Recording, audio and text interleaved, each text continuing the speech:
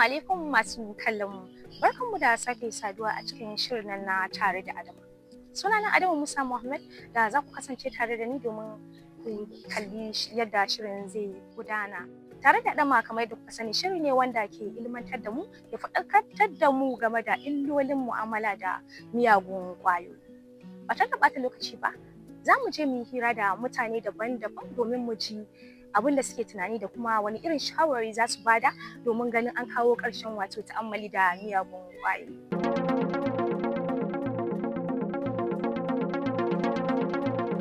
To, Malam Junaidu, kamar yadda ka san lamari na shaye-shaye da alaƙa da miyagun ƙwayoyi da matasa ke yi yanzu a Najeriya da ma ko ina a duniya baki ɗaya.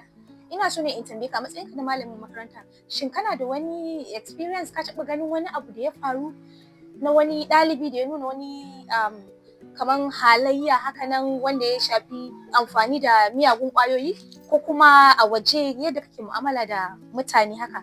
Shin akwai wani ɗabi'a da kake gani da ya zama barazana ce ga rayuwar matasa? Alal hakika,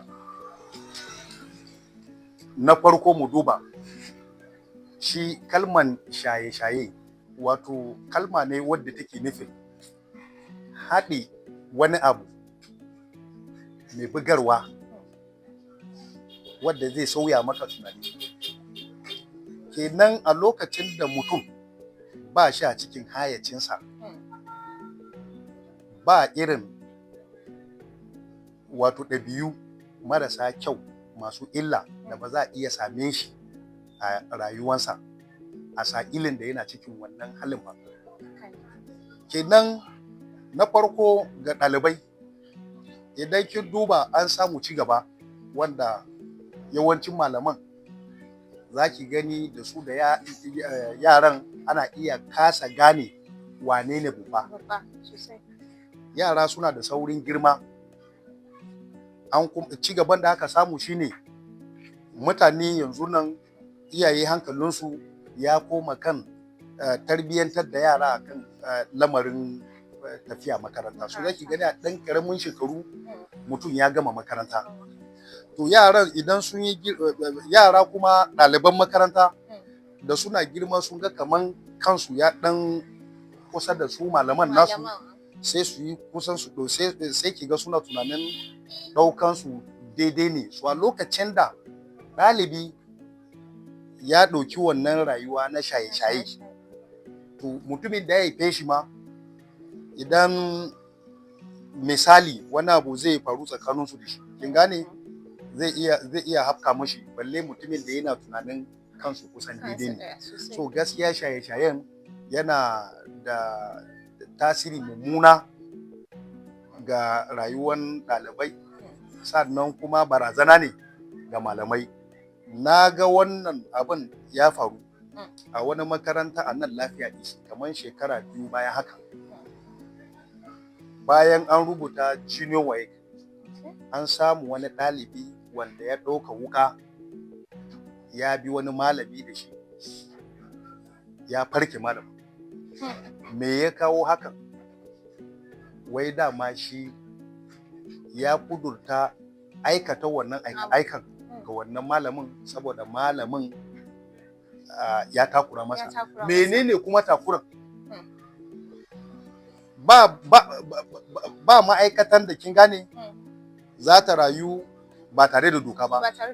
Ko? To su sun zama kamar malamai, sun zama kamar enforcement officer ne. Idan za a bijire da su yi kokari su gyara. To wannan gyaran ga wannan ɗaliban shine ya ɗauke shi a matsayin takurawa, wanda ya kai ga ɗaliban ya kudurta cikin zuciyar shi cewa shi duk lokacin da yanzu ba shi a karkashin wannan malamin zai aikata mashi. Da an zo kuma an yi bincike mai tsanani, an iya gano yaron yana da alaka da masu irin wannan shan miyagun ƙwayoyi. Ɗaya kenan. Na biyu, bincike ya dada ƙara nuna cewa shi ma mai yin wannan abin. Kin ga kenan a bisa wannan abin da ya faru, wanda yana nuna cewa idan ba ɗauki mataki kwarara don fada da wannan munanan ɗabi'un ba, to da kai matsayin da malami zai ji tsoron tafiya makaranta saboda rayuwan shi akwai barazana, akwai wayanda su dai a gansu dai kawai suna tafiya makaranta, kin gane, amma ba a shirye suke su yi biyayya ga dokokin da aka gina tafiyan akai ba. To idan na fahimci dai Malam Junaidu, iyaye ya kamata mu sa ido kan ƴaƴanmu sosai ga domin ganin cewa mun gyara tarbiyyarsu da kuma mu san wani irin abokai suke mu'amala da su. Kuma ya zama na dole ne ka zama na kafi ƙarfin wato bukatun ƴaƴanka kenan tun da ka haife su, kamata yayi a ce ka tabbata ka tanadar musu abin da suke bukata wajen tarbiyyantar da su. Mun dai san me ke faruwa a Najeriya da ma duniya baki ɗaya game da amfani da miyagun ƙwayoyi. So a matsayin Malam Musa na magidanci kuma uba na tabbata, kuma yaya kila kana da ƙannaye, kana da abokai da sauransu. Ganin yadda aka samu yawaitan shigan matasa mu'amala da miyagun ƙwayoyi, me kake gani a naka tunanin yake tunzura matasa zuwa amfani ga miyagun ƙwayoyi? Gaskiya batun fadawa da matasa suka yi cikin harkar shaye-shayen miyagun ƙwayoyi, sai mu ce ya zama wani babban masifa. Kasancewar matasa su ne burin cigaban kowace al'umma, to amma yanzu abin ya kai da ya kai. To abin da za a iya cewa dalilin da ya samu matasa sun cikin wannan abun yana da fuskoki da dama, don ba za a ce abu ɗaya ne ya kawo kanan ba. Yana iya kasancewa wasu za su ce ma yanayin yau ko irin halin da suke fuskanta a gida, suna amfani da wannan ƙwayoyin ne saboda ya samu su natsuwa. Wasu ma za a ce ma a rashin aikin yi ne, wasu ma ba za ka samu har cikin 'ya'yan masu hali. Kaga ko ba da ci rashin aiki kuma rashin abin da za a bani wannan abin da ya zama musifa ne kawai da cin al'umma gaba daya kawai, wanda kawai za a ce kawai sai dai roki Allah ya kawo mana karshen wannan lamarin. Yawa ta wannan gefen za a ce wani zai ce a shi ya sha saboda ya samu nutsuwa, to daga nan kuma an samu akasi sai ga matasa wanda za su zama cikin rayuwa sun zama suna gararrafa akan titi, sun samu tabuwa hankali. To kaga wannan abin ko sai mu mika ga ubangiji a addu'a Allah cece mu daga cikin wannan lamarin.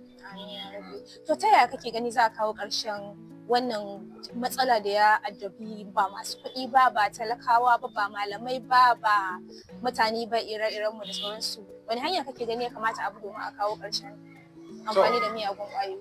Alhamdulillah, cikin hanyoyin da yakan da farko za mu ce aiki ne na iyaye wurin jawo 'ya'ya a jiki.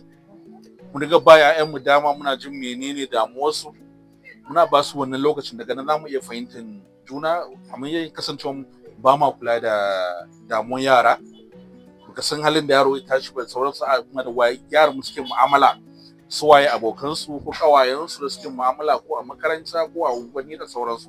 To wani yana daga cikin mataki na farko wurin takile cikin wannan abu, saboda wani za ga irin influence na abin nan abokan mu'amala, wanda zai ce kai ka taɓa gwada wannan abu kaza kuwa, ai idan nayi kaza kaza. To wani idan Allah bai abin nan ma zai ce to ai shikenan bari ni mun gwada mu ga, daga nan an tafi kawai. So kaga idan har Allah ya sa ka ja yaronka a jiki kana faɗakar da shi wannan abun, kamar alal misali kamar ni kaina ba zan iya mantawa ba, lokacin muna Kano muna aiki hakan nan, to a cikin yaran da muke aiki gaba daya wannan a kawo sigari, a kawo wannan kaza a tafa. To alhamdulillah sun ce daga farkarwar iyaye da sauransu sun ce ai ni nayi wannan abun a baya mun gari riban shi bane na bari, alhali kuma ba haka bane. To haka har yanzu kun je unguwar mu abu ni la ustaz ke kira saboda dalilin wannan abu. Alhamdulillah bayin kaina bane, kariyar ubangiji ne wannan, kuma da kuma irin karanta wannan samarin iyaye da tsoratarwa wurin illan amfani da irin wannan abubuwa. Masha Allah. Ina gani dai ya kamata a ce in haka ne iyaye dai dole dai bai zama dai laifin iyaye ne kaɗai ba, ko kuma dole iyaye ne kaɗai za su zama masu bada tarbiyya ba, amma ina ga iyaye suna da kaman rawa da ya kamata su taka sosai domin a ga an kawo ƙarshen amfani da miyagun ƙwayoyi. To mun gode Malam Musa, Allah ne ya kare mu. Amin amin.